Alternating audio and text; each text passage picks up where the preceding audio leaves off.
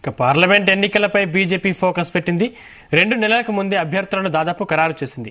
అయితే అధికారికంగా ప్రకటించాల్సి ఉంది. ఇలా ఉండగా పార్టీ సీనియర్ నేతలు కిషన్ రెడ్డి, బండి సంజయ్, ధర్మపురి అరవింద్, ఈటెల రాజేందర్, డీకే అరుణ, జితేందర్ రెడ్డి, కొండ విశ్వేశ్వరరెడ్డి తదితరులు ఉన్నారని సమాచారం. ఈసారి ఎంఆర్పీఎస్ అధ్యక్షుడు మందకృష్ణ మాదిగ కూడా బీజేపీ తరపున లోక్సభ ఎన్నికల బరిలో దిగనున్నారని తెలుస్తోంది.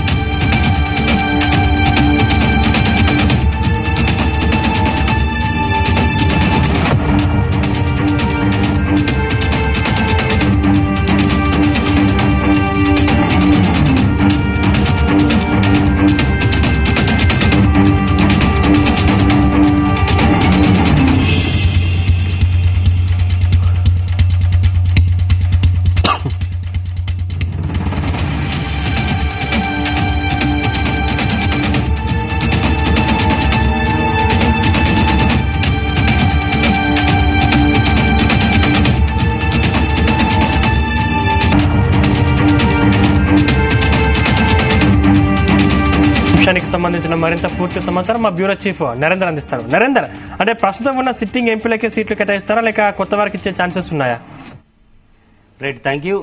2 సార్లు కేంద్రంలో అధికారంలోకి వచ్చినటువంటి మోడీ సర్కారు 3వ సారి ముచ్చటగా హ్యాట్రిక్ కొట్టాలన్నటువంటి తలంపుతో ఉంది. అందుకనే చాలా సీరియస్ గా తీసుకుంది ఈ ఎన్నికల్ని, లోక్సభ ఎన్నికల్ని.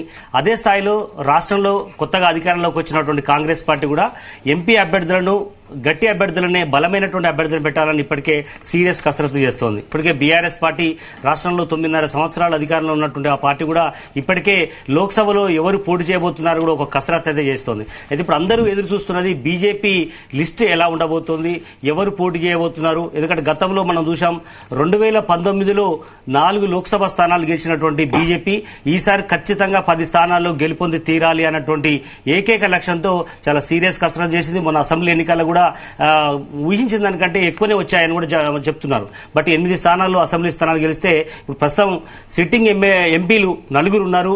4కి ఇంకా 5-6 ఖచ్చితంగా గెలిచి తీరాలి అనేటువంటి ఆలోచన ఉంది. అందుకే ఒకసారి మనం ఎవరెవరికి బీజేపీలో టికెట్ ఛాన్స్ దక్కే అవకాశం ఉంది, ప్రస్తుతం ఉన్న వాళ్ళందరికీ ఇచ్చే అవకాశం ఉంటుందా, ఇట్లాంటి అన్ని అంశాల మీద మనం మాట్లాడదాం. ప్రస్తుతం మనకు తెలంగాణలో 17 లోక్సభ స్థానాలు ఉన్నాయి.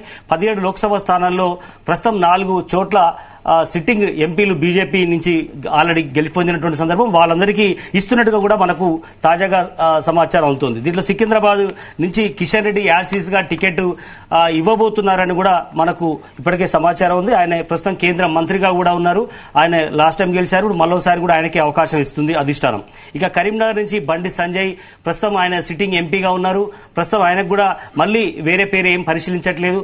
రీసెంట్ గా కూడా మోడీ వచ్చినప్పుడు కూడా గతంలో ఎవరైతే పోటీ చేసి గెలుపొందారో వాళ్ళ యాసిస్ గా ఇవ్వాలని కూడా కేంద్రం అధినాయకత్వం చెప్పిన నేపథ్యంలో ఖచ్చితంగా బండి సంజయ్ కూడా మరొకసారి అవకాశం ఇచ్చారు. ఈయన మొన్న బండి సంజయ్ ఎమ్మెల్యేగా పోటీ చేసి ఓడిపోయినటువంటి పరిస్థితి మనం చూసాం. అయినప్పటికీ కూడా ఆయన ఎంపీగా అవకాశం ఇస్తున్నారు. ఇక నిజామాబాద్ నుంచి ధర్మపురి అరవింద్ కూడా లాస్ట్ టైం గెలిచారు. ప్రస్తుతం మొన్న ఎమ్మెల్యేగా కూడా పోటీ చేసి ఓడిపోయినటువంటి నేపథ్యంలో అయినా కూడా ఆయనకు ఎంపీగా సిట్టింగ్ ఎంపీగా ఉన్నారు కాబట్టి నిజామాబాద్ నుంచి యాసిస్ గా ఆయనకు ఎంపీగా అవకాశం కల్పిస్తున్నారు. ఇక ఆదిలాబాద్ నుంచి సోయం బాబురావు, అది చూసిన ఎస్టీ నియోజకవర్గం ఎంపీ లోక్సభకు సంబంధించి ప్రస్తుతం ఆయనకు కూడా ఆదిలాబాద్ నుంచి ఎంపీగా యాజిస్ గా ఆయనకు టికెట్ ఇస్తున్నటువంటి పరిస్థితి. అయితే ఇక్కడ ఇంట్రెస్టింగ్ విషయం ఏంటంటే ఇక్కడ మరొక 2 కూడా పోటీలో నిల్చున్నటువంటి పరిస్థితి, అంటే పరిశీలిస్తున్నారు ఆయనకి ఇస్తారా లేదా అనే తర్వాత రమేష్ రాథోడ్ ఆయన మాజీ ఎంపీగా గతంలో పనిచేశారు. అదేవిధంగా నగేష్ ఆయన కూడా బీఆర్ఎస్ లో చాలా కీలక పాత్ర పోషించారు.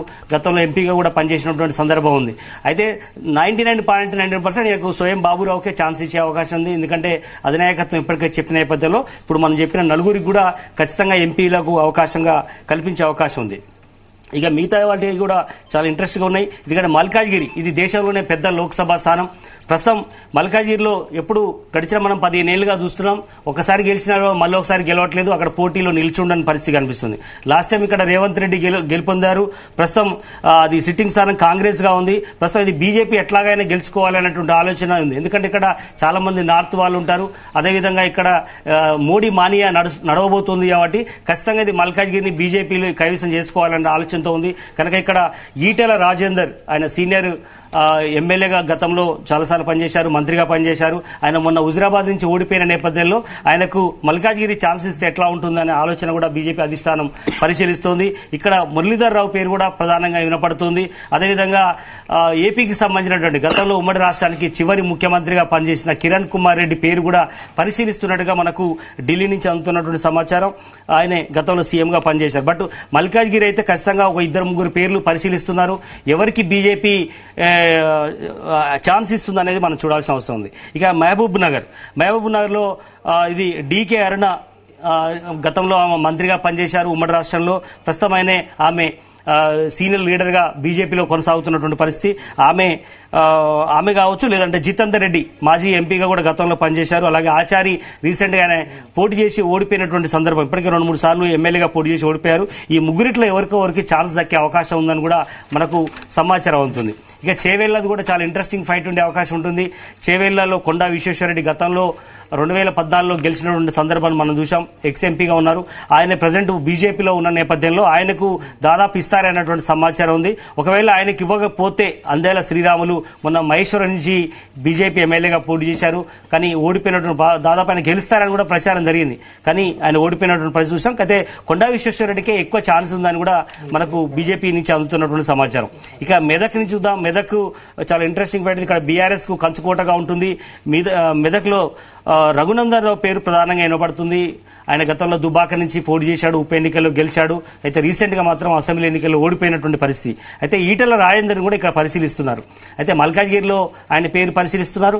అదే సమయంలో మెదక్లో కూడా ఆయన పరిశీలిస్తారు. ఎందుకంటే మన గజ్వేల్లో కూడా ఆయన పోటీ చేసి ఓడిపోయాడు కాబట్టి ఖచ్చితంగా ఆయన కూడా కొంత పట్టు ఉంది ఇక్కడ సామాజిక పరంగా కావచ్చు.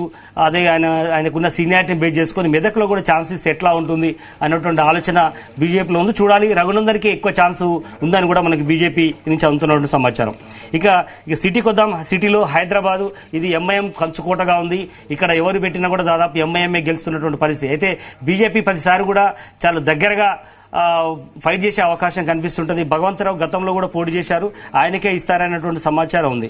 ఇక జహీరాబాద్లో ఇక్కడ ఎక్కువ మంది పేర్లు వినపడుతున్నాయి. ఇక్కడ జహీరాబాద్లో ఇక్కడ రాజాసింగ్ ప్రస్తుతం ఎమ్మెల్యేగా గెలిపొందినటువంటి రాజాసింగ్ ని ప్రయోగం చేస్తే ఎట్లా ఉంటుందని కూడా ఆలోచిస్తుంది. ఎందుకంటే బీజేపీకి ఎక్కువ ఎంపీ స్థానాలు అవసరం.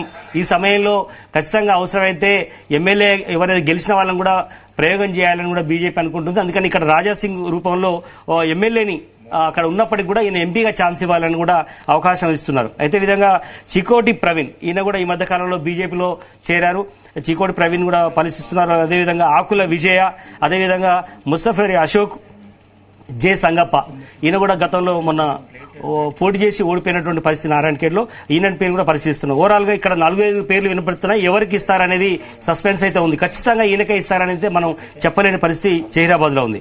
ఇక భువనగిరి, ఉమ్మడి నల్గొండలో భువనగిరి ఒక స్థానం. దీంట్లో బూరా నర్సయ్య గౌడ్ ప్రధానంగా వినిపిస్తుంది. ఈయనకు ఎక్కువ ఛాన్సెస్ ఉందని కూడా మనకు తెలుస్తోంది. ఈయన గతంలో మాజీ ఎంపీగా పనిచేశారు.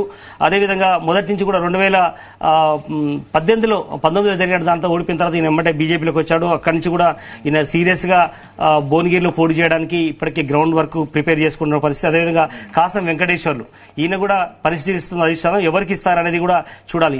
ఇద్దరు కూడా ప్రధానంగా బీసీ సామాజిక వర్గాలకు సంబంధించిన వ్యక్తులు కాబట్టి ఇక్కడ భువనగిరిలో అత్యధికంగా అంటే బీఆర్ఎస్ కానీ కాంగ్రెస్ కానీ ఎవరైనా కూడా బీసీ సామాజిక సంబంధించినటువంటి వ్యక్తులకే ఇవ్వాలి అన్నటువంటి ఒక నిర్ణయానికి అయితే సూత్రప్రాయంగా వచ్చాయి. బట్ అందుకనే బీజేపీ కూడా బీసీ వ్యక్తులకే ఆలోచిస్తోంది.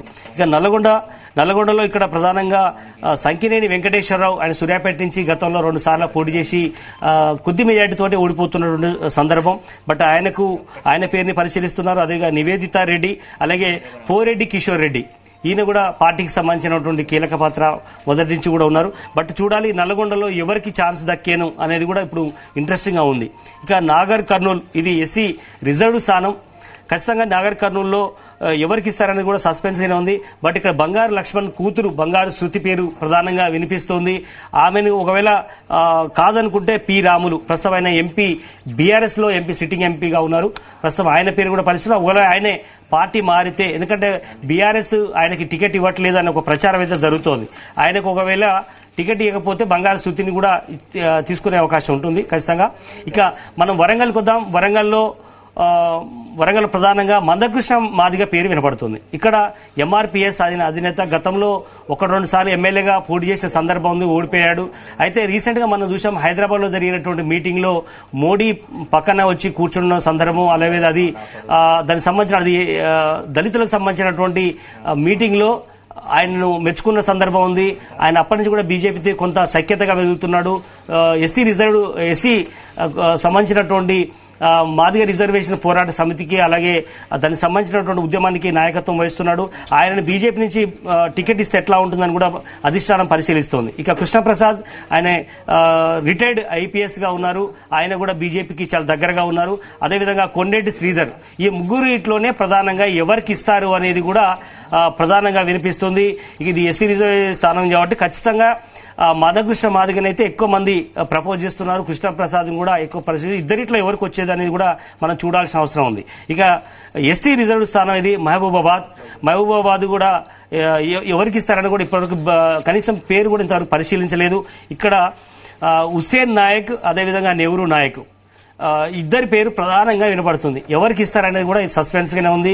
ఇంకెవరన్నా ఇతర పార్టీల నుంచి వస్తే తీసుకొని పార్టీ టికెట్ ఇవ్వాలని కూడా భావిస్తుంది బీజేపీ. చూడాలి ఎవరికి ఇస్తారనేది చూడాల్సి ఉంది. ఇక ఖమ్మంలో పెద్దగా బీజేపీకి మొదటి నుంచి కూడా పట్టులేదు. బట్ ఈసారి అయినా గెలుస్తారేమో ఒక ఎంపీ స్థానం అని కూడా చాలా ఆలోచిస్తున్నారు 2 స్థానాల్లో నుంచి. అయితే ఖమ్మంలో ఒకసారి వద్దాం. ఇక్కడ పొంగులేటి సుధాకర్ రెడ్డి పేరు ప్రధానంగా వినపడుతుంది. అదేవిధంగా వాసుదేవరావు ఇద్దరి పేర్లు కూడా పరిశీలిస్తున్నారు. బీజేపీ నుంచి ఖచ్చితంగా ఇక్కడ నుంచి ఎమ్మెల్యే టికెట్ కూడా ఒకటన్నా గెలుస్తారేమో అసెంబ్లీ అనుకున్నారు, బట్ ఛాన్స్ దక్కలేదు. బట్ ఖమ్మంలో ప్రధానంగా బీఆర్ఎస్, ఇక్కడ కాంగ్రెస్ ప్రధానమైనటువంటి పోటీగా చూడాలి. బట్ పొంగిలేటి సుధాకర్ రెడ్డి అలాగే వాసుదేవరావు ఎవరికి వస్తుందని కూడా మనం చూడాల్సిన అవసరం ఉంది. ఇక పెద్దపల్లి ఇది ఎస్సీ రిజర్వ్డ్ స్థానం. ఇక్కడ కూడా మనం ఇంతకుముందు చెప్పినట్టుగానే వరంగల్ లాగానే మందకృష్ణ మాదిగ పేరును ఇక్కడ పరిశీలిస్తున్నారు. ఇది కూడా ఎస్సీ రిజర్వ్ స్థానం కాబట్టి ఈయన ఇంతకుముందు మనం చెప్పుకున్నట్టుగానే మోడీ దగ్గరగా అయ్యాడు. మోదీకి ఖచ్చితంగా కూడా అంటే కిషన్ రెడ్డి మందకృష్ణ మాదిగను ప్రోత్సహిస్తున్నటువంటి పరిస్థితి. ఖచ్చితంగా కూడా ఇది ఎస్సీ రిజర్వ్ స్థానం కాబట్టి ఆయన పేరు ఇక్కడ కూడా పరిశీలిస్తున్నారు పెద్దపల్లిలో. ఒకవేళ ఇక్కడ కాదనుకుని వరంగల్ ఇస్తే మాత్రం ఇక్కడ ఎస్ కుమార్ పేరు ప్రధానంగా వినపడుతోంది. అదేవిధంగా వెంకటేష్ నేతగాని ఈయన కూడా బీఆర్ఎస్ ఎంపీగా ప్రస్తుతం కొనసాగుతున్నారు పెద్దపల్లిలో. ఒకవేళ ఆయన పార్టీ మారి బీజేపీలోకి వస్తే టికెట్ ఇచ్చే అవకాశం దాదాపుగా ఉంది. కనుక చూడాలి ఇక్కడ బీఆర్ఎస్ నుంచి వస్తే ఈయనకి ఇవ్వాల్సి ఉందా, లేదా మందకృష్ణను ఇక్కడ పరిశీలిస్తే మందకృష్ణ ప్లేస్ లో ఇక్కడ కృష్ణప్రసాద్కి ఇస్తారా? ఇవన్నీ ఖచ్చితంగా ఈక్వేషన్స్ ఉన్నాయి. మొత్తం ఇలా 17 లోక్సభ స్థానాలకు సంబంధించి ఇది మన దగ్గర ఉన్నటువంటి లిస్టు. అధిష్టానం నుంచి అందుతున్నటువంటి సమాచారం ప్రకారం మనం చెప్పే ప్రయత్నం చేశాం. ప్రధానంగా 2014లో ఒకే ఒక్క స్థానం ఉన్నటువంటి బీజేపీ 2019లో 4 లోక్సభ స్థానాలకు చేరుకుంది. ఇప్పుడు 2024లో ఖచ్చితంగా 10 లోక్సభ స్థానాల్లో జెండా ఎగరేయాలి. ఖచ్చితంగా జాతీయ స్థాయిలో బీజేపీకి అండగా నిలబడి తెలంగాణకు సంబంధించినటువంటి లోక్సభ స్థానాలు కూడా చాలా కీలకంగా మారబోతున్నాయి కాబట్టి ఖచ్చితంగా ఇక్కడ ఎఫర్ట్ పెట్టాలనేటువంటి ఆలోచనతో పరిశీలిస్తున్నారు. ఇతర పార్టీల నుంచి వచ్చిన వాళ్ళని కూడా ఖచ్చితంగా తీసుకొనైనా కూడా ఇక్కడ ఖచ్చితంగా కాంగ్రెస్ అలాగే బీఆర్ఎస్ కు పోటీగా బలమైన అభ్యర్థులను పెట్టాలనేటువంటి ఆలోచనతో ముందుకెళ్తోంది. Right, thank you Narender.